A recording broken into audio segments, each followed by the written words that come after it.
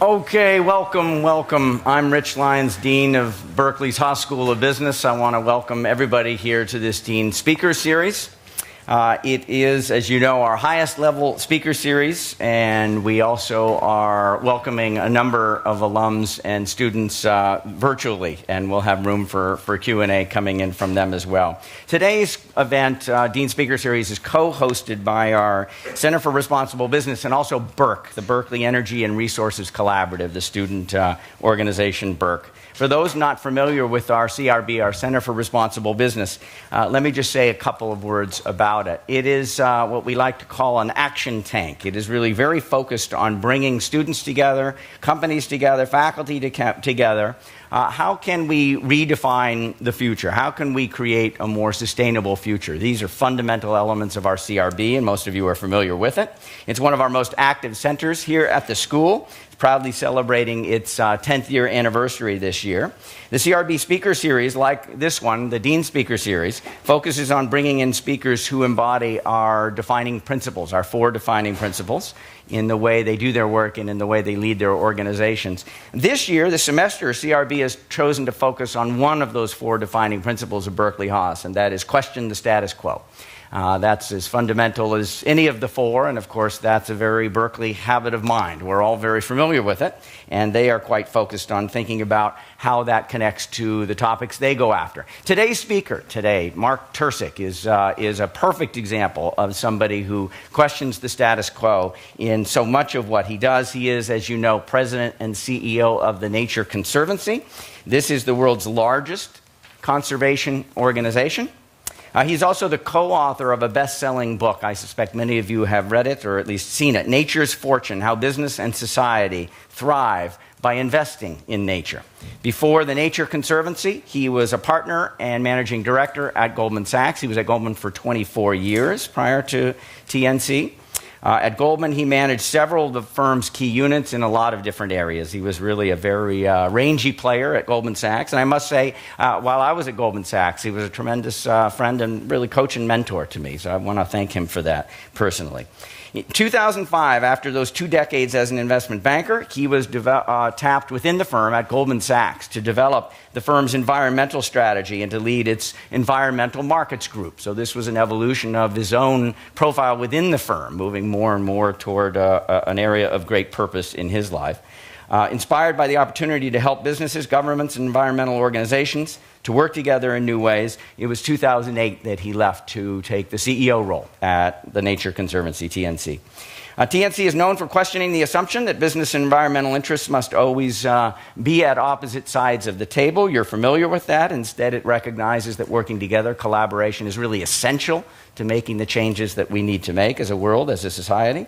By championing the idea that environmental stewardship is also good for business, they are able to create partners, really deep partners in the public, private, and civic sectors.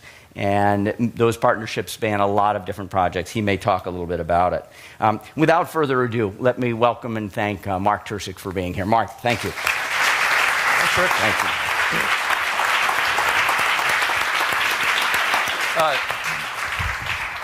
Thank you, everybody. It's nice of you to come. And Rich, thanks for that nice introduction. I'm happy to be here. I'll try to talk for not too long so we can address your questions or what's on your mind. Anyway, you heard Rich's introduction of me. I worked at Goldman Sachs for 24 years, and then I joined the Nature Conservancy May 2008.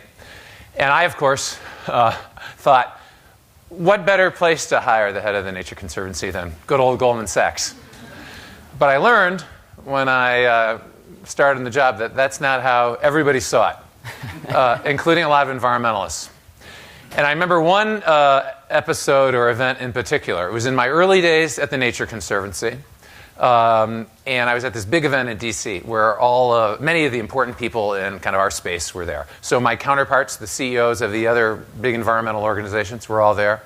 The congressmen and congresswomen or senators who care a lot about our issues were there. The cabinet had some representatives. And then the big foundations were there, who were really important to us, the funders of our work. So I'm kind of like shuffling around, feeling a little bit intimidated. And I see one older gentleman in particular who really stands out. He was old, but fit as a fiddle, as they say, all dressed up. And I could see people who were treating him with great respect. And it dawned on me, it must be Russell Train. And you won't all know who Russell Train is, and he passed away about a year and a half ago in his 90s. But Russell Train was one of the giants of the environmental field. It's amazing what he accomplished in his long, productive life. He was the founder of WWF, a founder of the Conservation Fund, the first chairman of the President's Council on Environmental Quality, the second head of the EPA. I really could go on and on and on. He was a giant. That's why everyone was being so deferential. So I thought, as the new guy, I should go introduce myself. So I go over to Russell Train and introduce myself. He asked me, like, who are you? How did you get here? I explained some of my bio. And then he literally steps back like this, looks me up and down.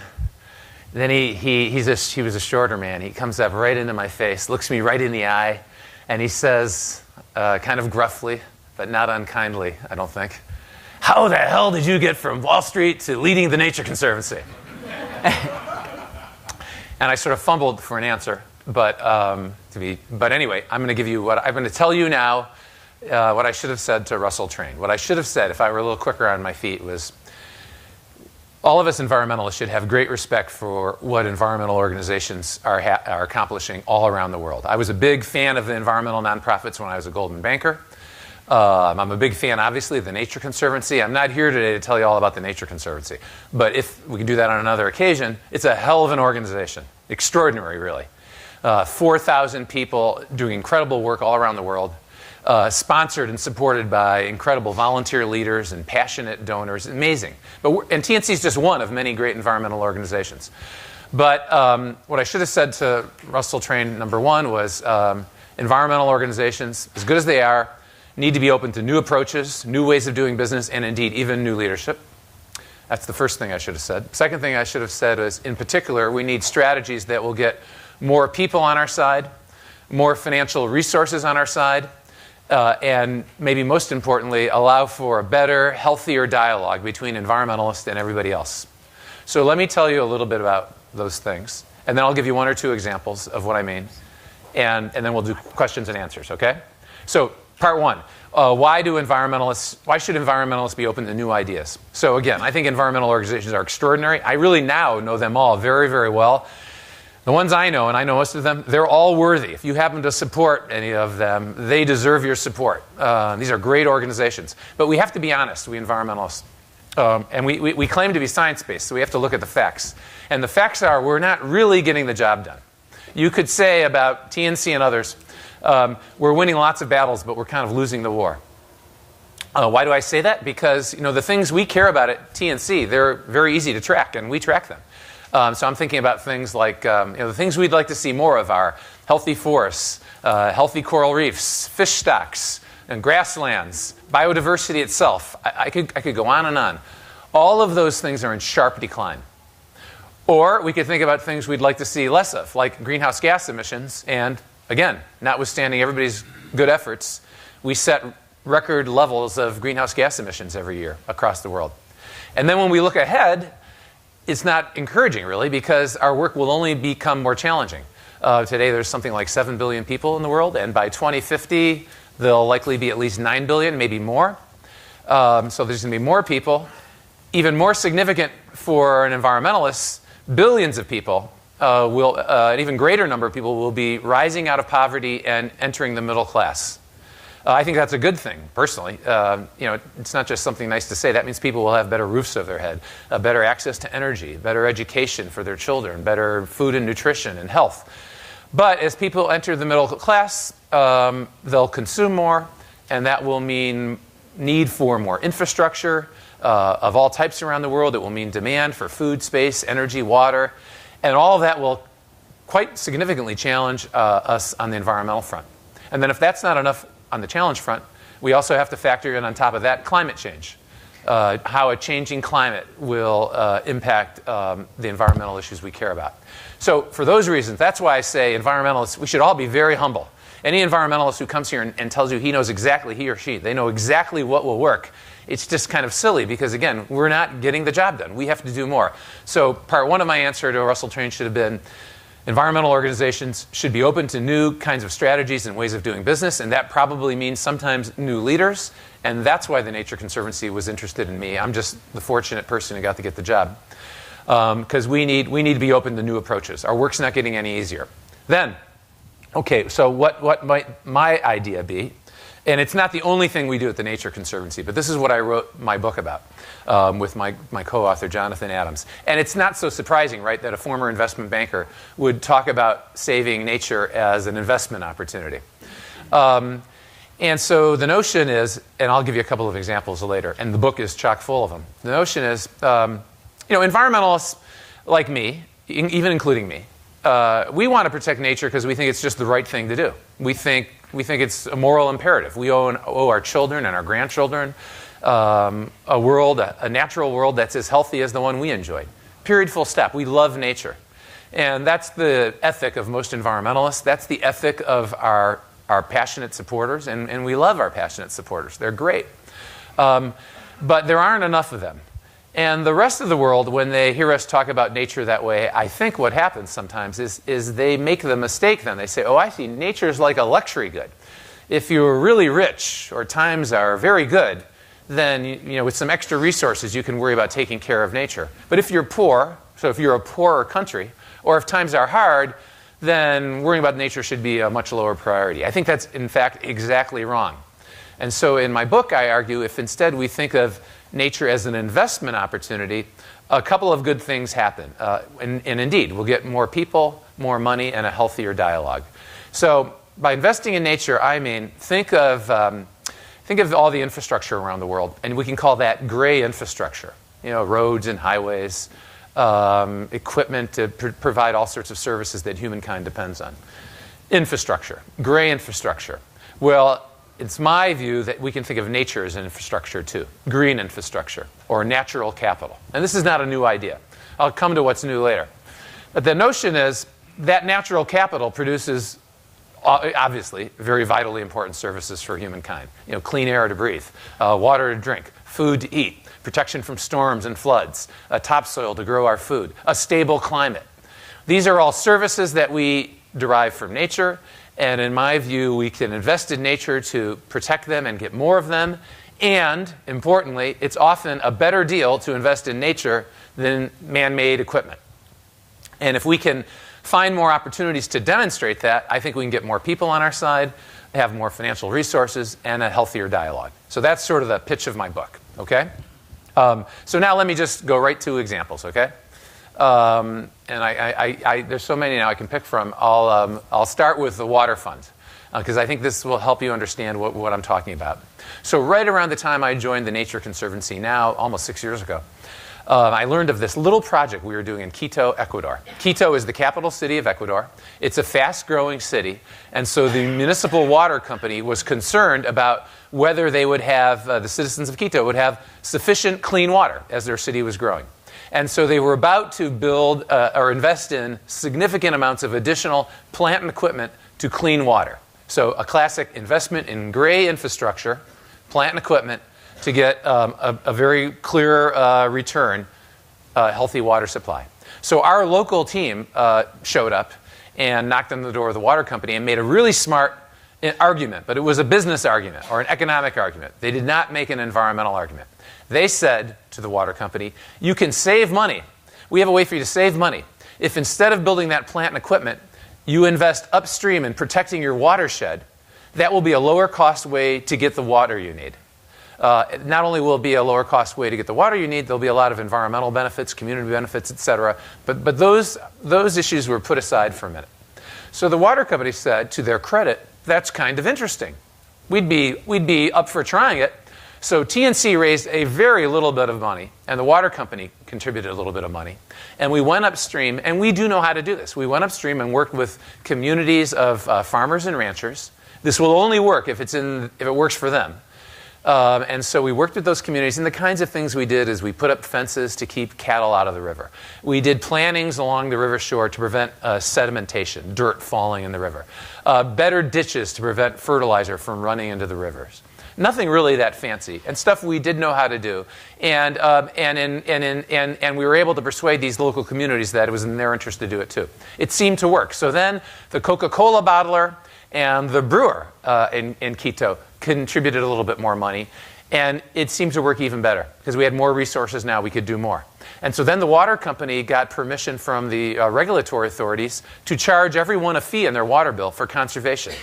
Now, the plant equipment that they were going to build in the first place would be even more expensive. So the water users were going to get a bill one way or another. They were going to get a bigger bill if the plant equipment had been built. In this case, they got a smaller bill for this upstream conservation. And that's around when I showed up, and so my training was in finance. I said, wow, this is too good to be true. You have now, once you get this thing started, if you don't screw it up, it's conservation that pays for itself. It should go in perpetuity. And so with my financial orientation, I got quite interested in this project. But it was even better than that, I came to understand. Now, by the way, the upstream watershed area of Quito is the Bio-Condor Reserve of Ecuador. So conservationists like us, we would have wanted to protect that in any case. And so the old model would have been we would have come to Quito and kind of lectured people or embarrassed people or criticized folks for not taking better care of this habitat. That's what we would have called it too, habitat. And probably we would have found some folks to support us. But in Quito, frankly, we probably would have had a hard time generating the support to protect habitat for biodiversity purposes. But when it was reframed as an opportunity to save money and protect your watershed, we got the resources we need. But we got other things. So I said, we need people, right? Okay, so there you have it. We weren't lecturing anyone or criticizing anyone. Rather, the Nature Conservancy and other partners, we rolled up our sleeves and listened carefully to what the society wanted, in this case, clean water, and then together we collaboratively figured out how to do that. So we have more people on our side, we have financial resources, and we have this healthy dialogue. And I said, boy, we should, however, it was small, it was a one-off. So we said, well, big deal, it's just one nice story. So we said, let's see if we can replicate it. So then we raised $5 million, which sounds like a lot of money, but by the standards of what is invested by environmental organizations is small. So we raised $5 million. The Inter-American Development Bank, kind of a World Bank for Latin America, I'm sure some of you know it well, they put up $5 million sourced from the Global Environmental Facility, the GEF. And then FEMSA, the dominant Coke franchisor across Latin America, their foundation put up $5 million. Because Coke clearly understands it makes sense to protect watersheds, right? So now we had $15 million to work. It's been an incredible investment fund. You can think about it like early stage venture capital. We now have 25 of these water funds operating across Latin America, but we have like 10 more coming. So soon there'll be 35 of these water funds. They're each a little bit different, but they have the common elements of users of water paying for upstream conservation. For example, another one is in Colombia. I was there recently. Our partners in this case are Colombian sugarcane growers. So I had never met Colombian sugarcane growers before. They're nice, practical, agricultural people. They're not tree huggers. They don't look like tree huggers. They don't talk like tree huggers. But they know they need to protect their water supply, and they're interested in doing it on the most economic basis. They've turned out to be great partners. So we have now already 25 of these water funds. If you add up the populations benefiting from this water supply, it's like 50 million people. So now we're getting to scale. Because remember, we have to, somehow environmentalists have to get more done. But you still might say, but that's 25 kind of small projects. And I would say that's true. But now we're talking to the water authorities of Sao Paulo about their annual budget for investing in water infrastructure. So Sao Paulo, cities don't become any bigger or boom any more than Sao Paulo. And guess what, where Sao Paulo's watershed is? It's the Atlantic Forest. I didn't know much about the Atlantic Forest before I joined the Nature Conservancy. But as soon as I joined, I kept hearing about it, because the Atlantic Forest, it turns out, was once one of our hemisphere's great forests, and it's been sadly degraded. And if you should ever fly from Rio to Sao Paulo, which I did, I've done a lot now, and you look out the window, you'll see the Atlantic Forest, and you'll get it. Big mountainous region with a forest that looks like it's in very bad shape. But that's Sao Paulo's watershed. So now we're working with the authorities of Sao Paulo. And we have more work to do. We don't have all the answers yet. But the hypothesis is you can probably save money by shifting some of your very large annual budget in plant and equipment to restoring the Atlantic Forest. And by restoring the Atlantic Forest, you'll be, at a lower cost way, securing the clean water you need, but you'll also be, importantly, restoring the Atlantic forests. So you have biodiversity benefits, carbon sequestration benefits, recreation and spiritual benefits, you name it. And then I start getting excited because my job is to figure out how TNC can scale things up. And there you see, so that's my example, my first example of investing in nature. It's practical minded. It's solving problems in a precise, business-like way. It's grounded in science. It has to be. And I will acknowledge we have more work to do on the science front, but we're doing it in partnership with a bunch of universities. And we have business people and government officials shifting dollars from plant and equipment to investments in nature, not because they're nice or they want to be environmental good guys, but because it's a better economic deal. All the environmental benefits are extras, free. And that's what I get excited about. And in my book, we don't have time for this and it would be boring for you. But in my book, I have example after example of this in fisheries, in big ag, in urban situations. That's why I get so excited. I don't, though, claim it addresses every single environmental challenge we face. It doesn't.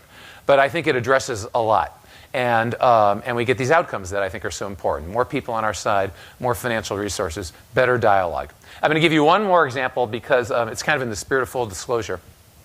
And I think it's interesting.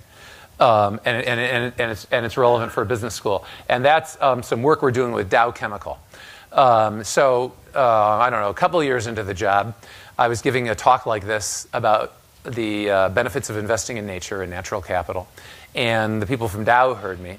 And finally, Andrew Liveris, who's the CEO of Dow, but not somebody I knew in my prior life, he approached me and with a challenge. He said, if it's true, it was a challenge to TNC, if it's true that society and business benefit from investing in nature, but they don't know that fully, it must be true for Dow. So why don't we do a partnership together, Dow Chemical and TNC, to determine to what degree Dow depends on natural capital or green infrastructure. If Dow is depending on natural capital, what its value is, because you know how accounting works. That capital doesn't show up on your balance sheet. And if they're depending on natural capital, determine if it's vulnerable, and it is, it's always vulnerable, what Dow might do about it. So we announced this project. Rather loudly, I guess, because we understand that Dow Chemical can be viewed pretty controversially by some people. And then the first wave of responses from even my friends, Mark, have you lost your mind? Why would you ever work with Dow Chemical? Are you aware of Dow's footprint, their history, et cetera? And my answer, and I don't think I'm not, Goldman Sachs people get called lots of things, but nobody ever calls them naive. I don't think I was naive. I said, yeah, that's right, exactly. That's why we want to work with the Dow Chemicals of the world, because if we can show a Dow Chemical that it makes business sense, not philanthropic sense or corporate social responsibility sense, we're for that too, but it makes business sense to be wiser stewards of nature, that could be an exciting breakthrough. So that was the first wave of reaction, and that was our response. And we pledged to the world, we're going to be super transparent here, because again, I don't know that this will work, and maybe Dow will be a bad partner. They've been a great partner so far. And so we'll disclose everything we do every step of the way, and all of you critics or people who care, pay close attention. If you think we're missing something or you have better ideas, tell us, because we just want to do our job better. We don't have any ulterior motive. So that was part one. Then the next wave of criticism was from academics. A lot of my good friends, they said, Mark, this isn't even a new idea. We academics have been writing papers about natural capital for so long, which is true. And when I wrote my book, I was very careful to acknowledge that. But I didn't even realize how, though true, the following was, how different it is from reading an academic paper about natural capital to actually working with business people to make the project happen. So anyway, that's the backdrop. So now it's time to start the project. And is Michelle Lipinski here? Yeah, here's my colleague Michelle Lipinski's here. And she's been quite engaged, especially at the beginning.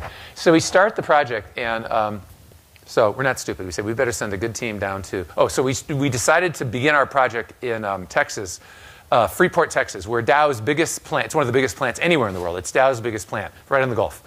So we decided let's start there because you got to start somewhere. And so we sent a team of pretty carefully selected TNC colleagues who we thought would be very good at this project. And then Andrew Liveris, likewise, picked a pretty good team of Dow engineers because we wanted this to work. So they all go to Freeport, Texas to brainstorm for a few days. And then I check in with our team, when they come back, say, hey, how'd the project go? And these are the kinds of things I hear from my scientists.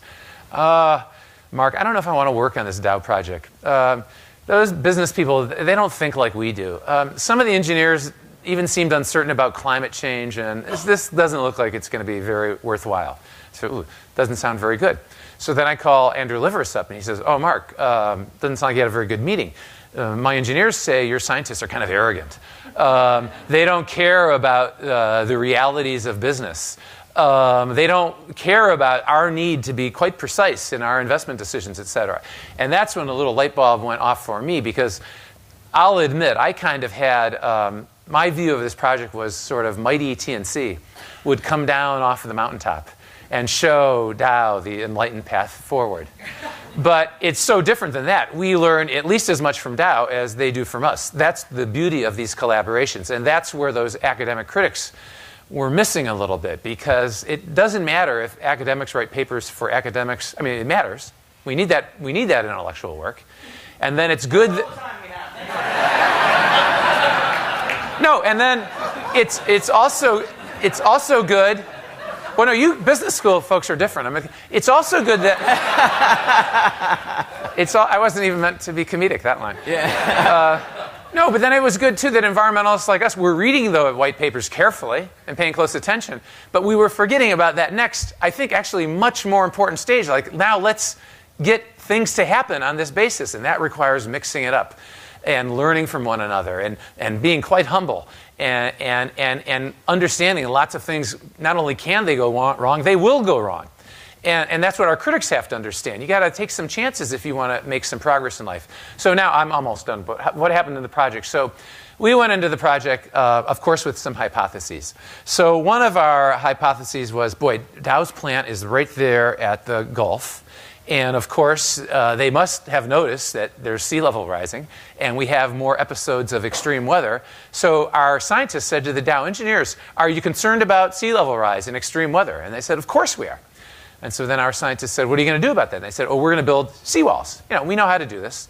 And it turns out those Dow engineers, they know everything there is to know about seawalls. They know what they'll do, what they won't do, what they cost, what the risks are, how they'll depreciate over time. They should know too, right? They're engineers, and protecting this plant is a big deal. And so we then said, oh, we have a better idea, we think. And so just like we did in Quito.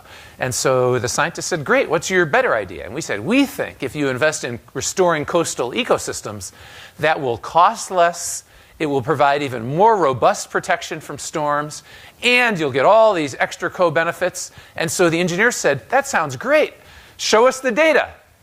And we said, oh, data? How about this white paper? And they said, no, we don't make investment decisions on white papers. We build out, as you business school students know, we build cash flow statements, and we have to have probabilities for the different risks. We can't invest in coastal ecosystems and have a big storm come along and blow those ecosystems away and lose our plant. And so that's when the learning started for TNC. So now, I mean, I'm really quite proud of this. But it's early days. It doesn't mean we'll be right. But now you have TNC scientists and Dow engineers submitting jointly authored papers to peer-reviewed journals on what we're learning. Even that was interesting, because some of my colleagues said, but what if we learn, Mark, that the seawalls are a better deal? I said, well, if that's true, we better know it. And so it's no longer white papers. It's no longer environmentalists just talking to environmentalists in a comfortable way. There's no fact vilifying or blaming anyone for anything. Rather, we're trying to solve problems. To me, it's very exciting. Another example from Dow, and then I think I will stop. Because you learn stuff, too. That's the other beauty of mixing it up. You just learn stuff you wouldn't know. And so it turns out now our scientists are hanging around with the engineers and getting along quite well. Although we had to change our team a little bit. Everybody wasn't getting along with everyone. And so then our scientists learned that this Dow plant, because it's growing, it's still being expanded, even though it's huge, to deal with local ozone issues, which are a big health deal in America. To deal with local ozone issues, they're about to be required to put in a whole bunch of new scrubbers in their chimneys. I'm not an expert here, but my scientists have walked me through this a few times, so I think this is right. Anyway, it's hard for anyone to get excited about a scrubber, right? It's just like it's in the chimney. You don't even know it's there. But it can deal with ozone issues. So now our scientists had a good example. They said, we think local reforestation, big-time reforestation, will also address those local ozone issues. probably cost less, and obviously, again, lots of co-benefits. In fact, because of the way wind patterns flow, some of the reforestation could occur in Houston. And Houston's a perfectly fine city, but let's face it, it could use some more trees. So Dow engineers and TNC scientists are now working with the EPA to see whether, as an alternative to the scrubbers, reforestation will work. And the EPA is quite encouraging. I mean, they're not stupid. They know this would be cool. Now, we're not done yet. And it obviously has to work because the health issues from ozone are real. But imagine if it works. It won't just work there. It can work in many places. And you have a new opportunity to invest in nature, have reforestation. Who could be against it? By the way, reforestation in places like Houston, if the climate changes the way we expect it will, can provide all sorts of benefits for Houston, including lowering the temperature and cleaning the air. And so another example of investing in nature. And again, you'll see more people on our side, this time business people like the folks who run Dow, financial resources. We're not the cost of doing this kind of work is just manpower. We're not that expensive. And then the opportunity will be to save money by making alternative investments in different ways. And you see a healthier dialogue. So if I had been a little quicker on my feet to wrap up, that's what I should have said to Mr. Train. I should have said, why am I at TNC? Because our board did something that was a little bit courageous, take a chance on me, and we'll see whether that proves to be a good bet. But they deserve credit for trying because they understood it was time to be open to new approaches. If it comes with some criticism, and it does, listen to the critics because they might be right. Disclose everything you need to disclose, but try new things to see if you can scale up our ability to save nature before it's too late. But the other thing I would have said to Russell Train was, but don't panic when you hear me say that, because we environmentalists broadly, and we environmentalists at TNC, and me, we believe in protecting nature because we love nature and we think it's the right thing to do. That's our principal driver. But these kinds of strategies, not enough people feel that way in our view, and so this is additive to that. We do a lot. We do a tremendous amount the old-fashioned way. People give us money. We go protect beautiful places. There's nothing wrong with that. We love that work. But we can't get enough of it done fast enough all around the world to meet our goals. These are alternative strategies that can let us do more. So now, with that, let me stop. And I'd be happy to take any questions or challenges or hear what's on your mind. Thank you very much. That was great, Mark. Thank you.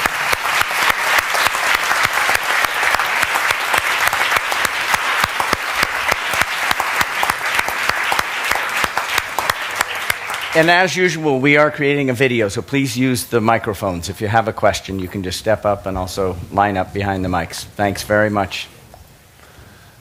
I was going to say don't be shy, but obviously I don't have to say that at Berkeley. I probably should be shy. Yes? So what investments in natural capital do you see as holding the greatest potential to remove carbon from our atmosphere to a more sustainable level? We know. We know the answer, saving the world's rainforests. I thought when I joined TNC, I write this in the book. I wrote a couple of paragraphs about it. Everybody kept advising me to make it personal. But when I joined TNC, I thought we would have, shortly after the time I joined, a cap-and-trade program. And by the way, I got quite involved in that, the pursuit of that, and we got incredibly close.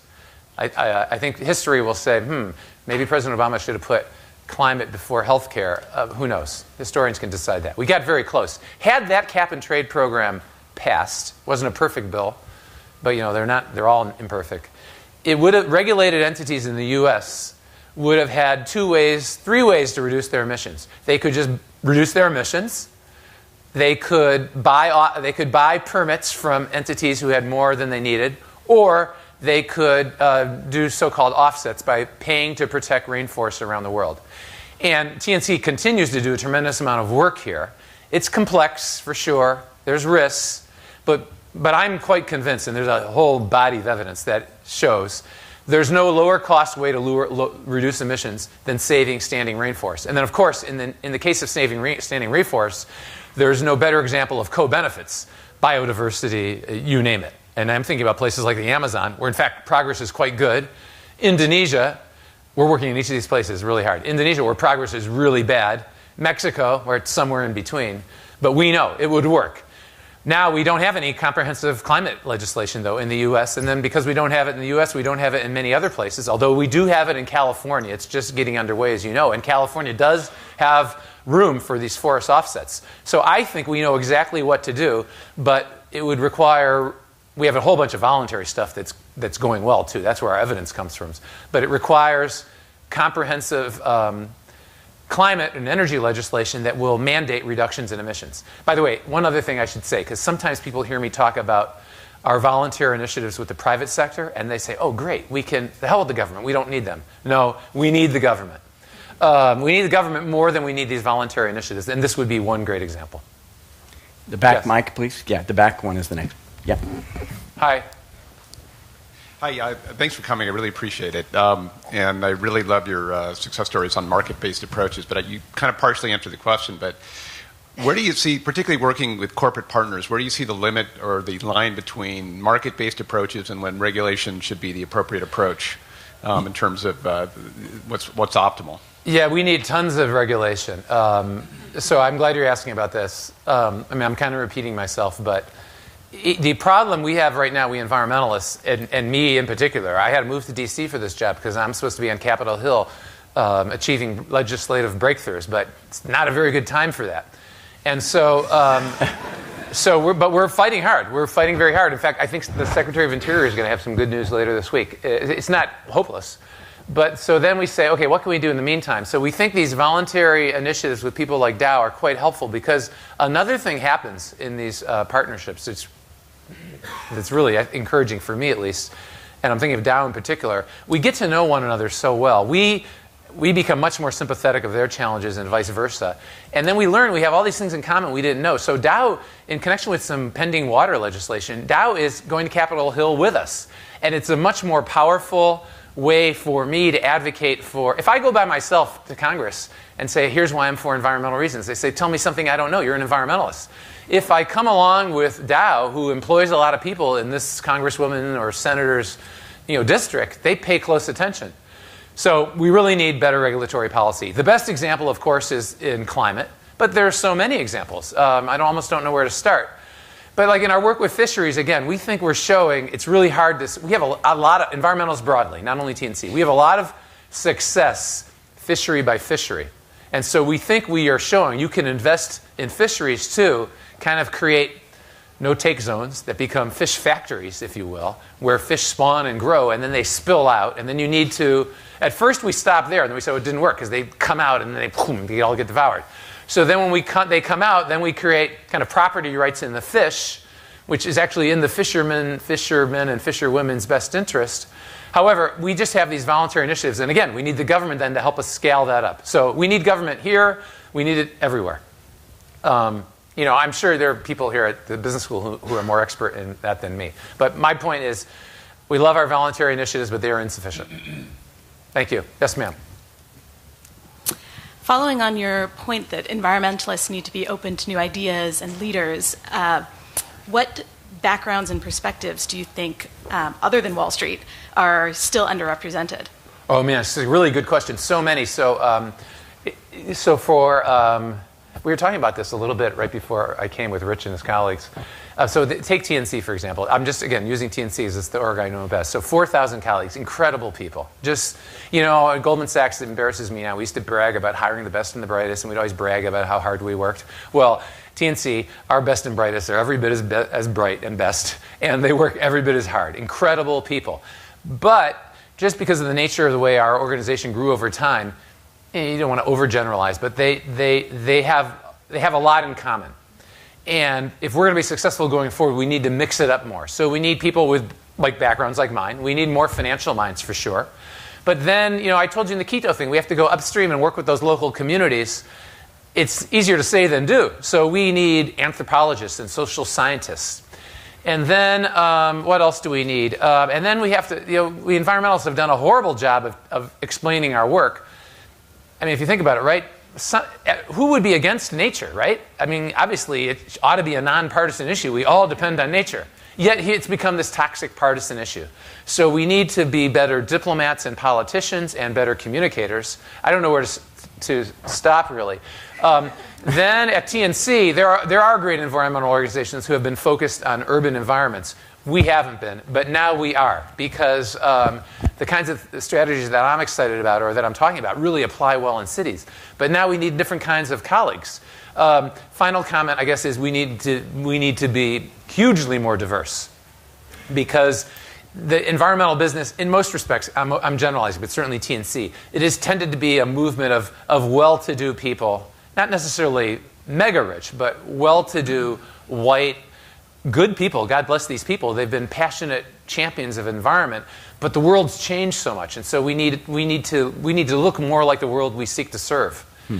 So that's all the good news. And then the environmental problems, I mean, Dow has really great people. Just one example.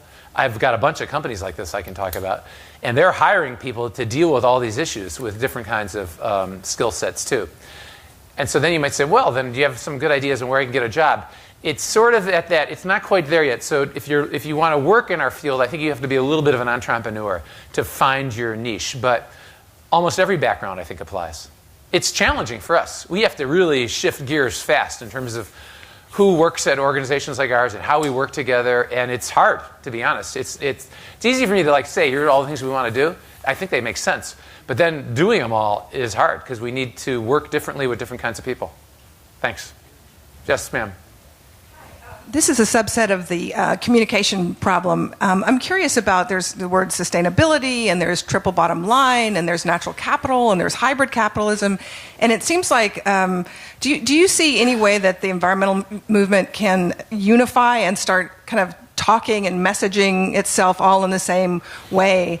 And then full disclosure, I worked in the Nature Conservancy for 30 years. Oh, that's nice. There you are. So I'm responsible for part of the communication that worked in its context when it was where it was, because it used to be, there wasn't even Earth Day. Yeah. But now it seems like there's almost like so many bright people, and everybody has an app. And I mean, how do we unify so we spread out and we're able to reach ranchers and Dow Chemical and everybody? Right. Well, so I mean, it's kind of a complicated question, of course. And I don't happen to be a communications expert and don't pretend to be. But first, I would say it's not bad right now. And TNC would be a good example. We work with all these diverse kinds of ranchers, indigenous people, Dow Chemicals, investment banks. I think we've done a good job. We're just one org of communicating the practical ways of saving nature. It doesn't always have to be a fight, blah, blah, blah. And then we have all these different organizations. There's kind of an ecosystem of environmental organizations. It can be a little bit hard for outsiders to understand, but that would be true of any field. I mean, take Silicon Valley. I was there yesterday. You're driving around. It's confusing to me. I don't know what all these companies do, but if you do the work, there's a reason they all exist. I think the environmental movement's kind of like that. And so in my book, I sing the praises of Greenpeace, which surprises people, but it doesn't surprise me. They're great. They're really great at what they do. And Greenpeace plus TNC is way better than TNC by itself. Then people say, yeah, but sometimes you need to all be on the same page. And all is huge, right? There are a lot of us. But we can do it. We did it in connection with that climate bill I talked about. We were, we had so many disagreements about what the bill should look like. Of course, right? We had important ones and we had trivial ones. But not everybody, but fair enough. Some people didn't agree with us. But many of us got on the same page and fought for a single piece of legislation. We did the same thing in the Restore Act so that the BP oil finds will be reinvested in restoring the Gulf ecosystem. And the environmentalists got together. So, and then some of those other things you asked about, like triple bottom line, hybrid capital. I mean, look, some of that stuff is sort of BS at this stage. We have work to do. It's too early. And environmentalists like to make that mistake. That's why I told you the Dow story the way I did. A lot of people said, no, this is boring. It's already been done. But that's not true. It hasn't been done. We have to do this work and make a lot more progress. And as we make that progress, so last year at Davos, it's fun in this job. I get to go to the World Economic Forum. It's really cool. And last year, Andrew Liveris, CEO of Dow, and I did an event that wasn't even on the official program. It's a very robust program. Peter Voser, interestingly, the chairman at the time of Shell, CEO of Shell, hosted the event.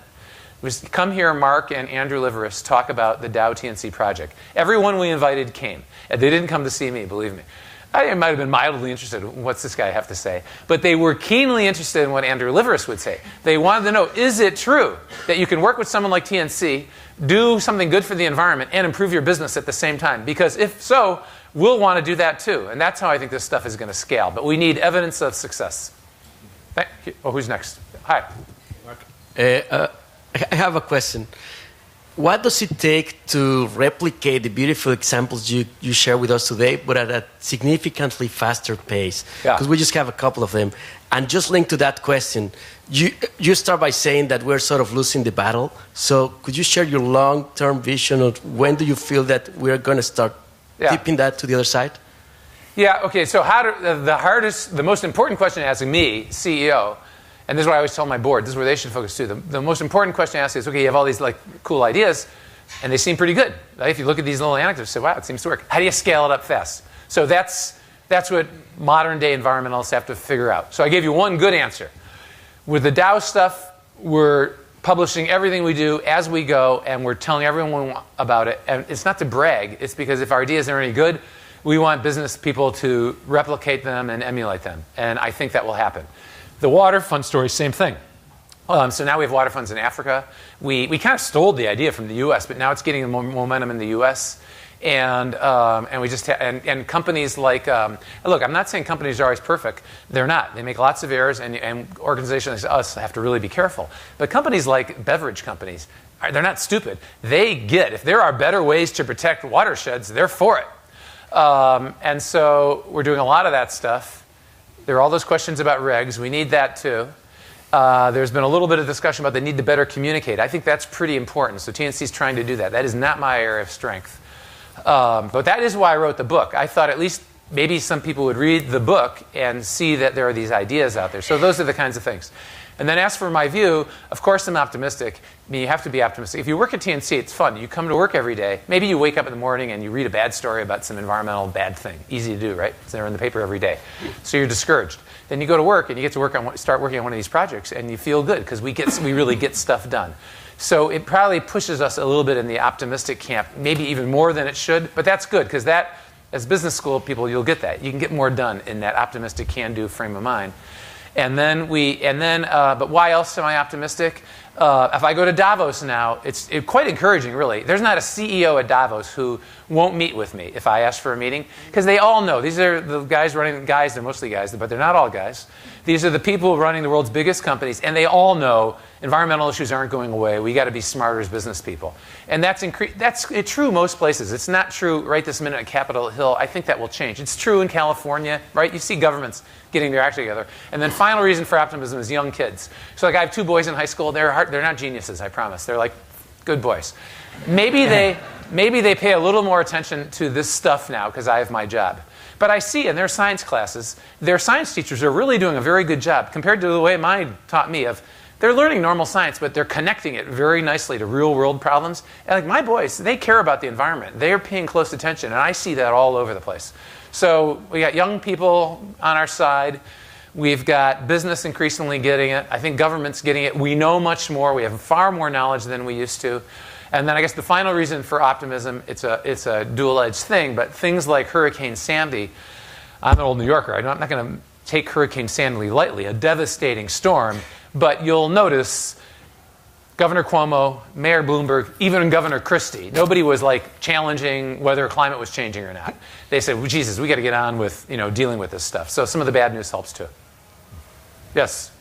I have to wrap up pretty soon. I'm sorry. Yeah, we've got maybe 3 more questions. We'll take is there a remote question waiting?